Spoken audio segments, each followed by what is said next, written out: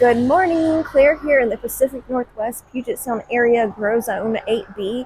It's Sunday morning and it's a little chilly. The sun's starting to come through and all the springtime things are springing. One of the things that happens in the spring is we get to see a bunch of dandelions pop up everywhere. And I know a lot of people have kind of a love-hate relationship with them. Yeah, they're cute and yellow. Some people just have a straight hate relationship with them and wish they would just disappear. But dandelions are one of the most nutritious and easily recognizable and accessible edible plant that you can find in your own yard usually. So today I'm going to show you how to turn the flowers into dandelion jelly, which is really yummy. It tastes kind of like honey and lemon. So come along with me. I'll show you how to make that, and also I'm going to update you on a few things around the yard and possibly a few adventures that we've had this week as well. Come on. Did you know that dandelions are in the same family as sunflowers? And they have so many benefits, so many vitamins and minerals that are important to the human body. Every part is edible, from the flower to the greens to the roots. And that is why today I'm going to turn the flowers into jelly.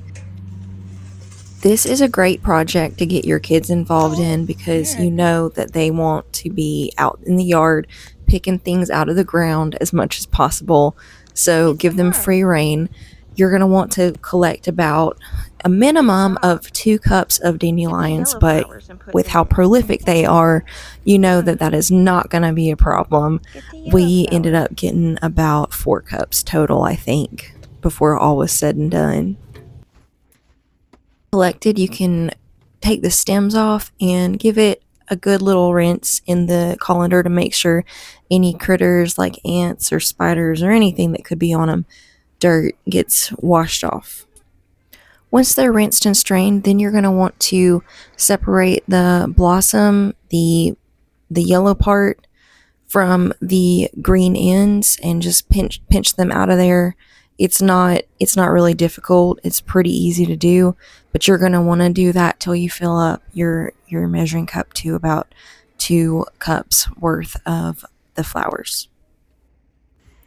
Then you're going to want to take 4 cups of boiling water and add it to a jar with your 2 cups of flowers, and then you're going to let it sit and steep overnight or whenever for about 24 hours, and then you'll come back to it later.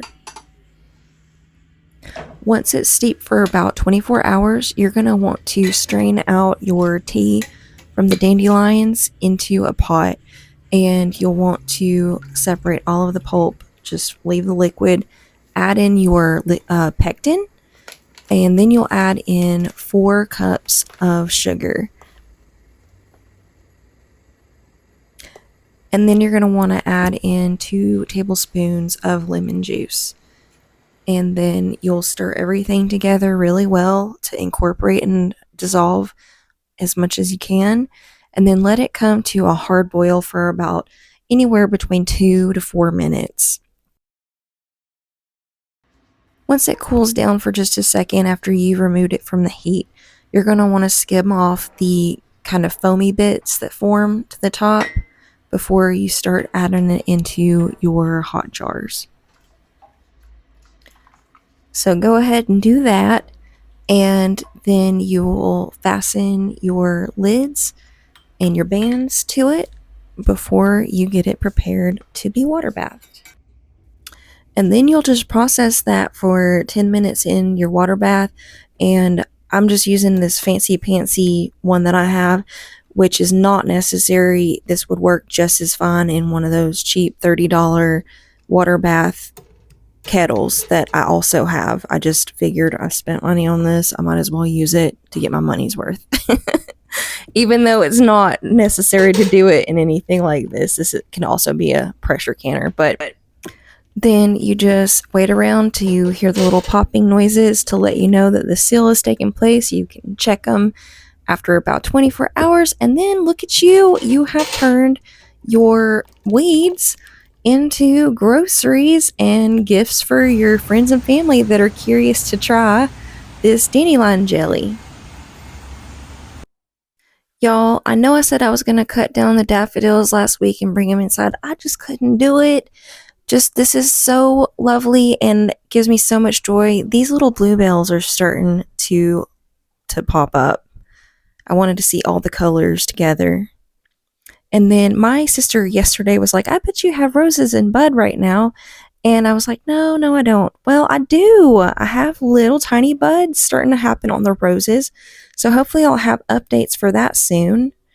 Y'all, check out this pea. It's already reached up and clung onto the top of the string.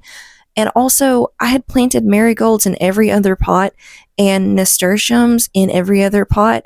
And so I think they're starting to kind of pop up little bit by bit. But I'm so excited. It's really happening. Check out this beautiful tree. I forgot the name of this cherry tree, but I had to stop and I had to touch this ball of beautiful cherry goodness on our way to visit the Naval Museum in Bremerton, Washington. It was so much fun. My husband came up with this idea. He wanted to share it with the kids because he is a naval veteran and um, they were practicing getting in the rack, the pretend rack. So cute. Katana did not want to share, but she made herself right at home. And I very ungracefully tried to do it myself. And obviously, naval life would not be for me because I would just be a little sausage in the bed. Um, we took a walk to see a decommissioned naval ship and found a lot of cool water features along the way. Katana was floating her rubber ducky and had to do that, of course. And the name of the ship we visited was called the USS Turner Joy. And it's decommissioned. It was in service from the 1950s all the way to 1982. And we got to go in every nook and cranny of this entire destroyer.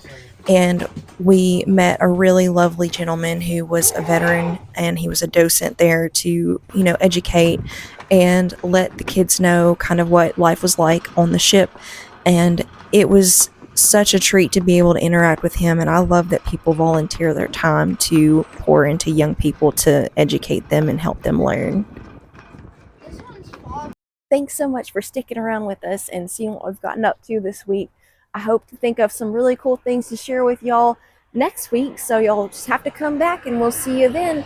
If you enjoyed the dandelion jelly or anything that we did this week, feel free to give us a like, a comment, of course, follow all the good things. So y'all have a wonderful week. We'll see you next Sunday.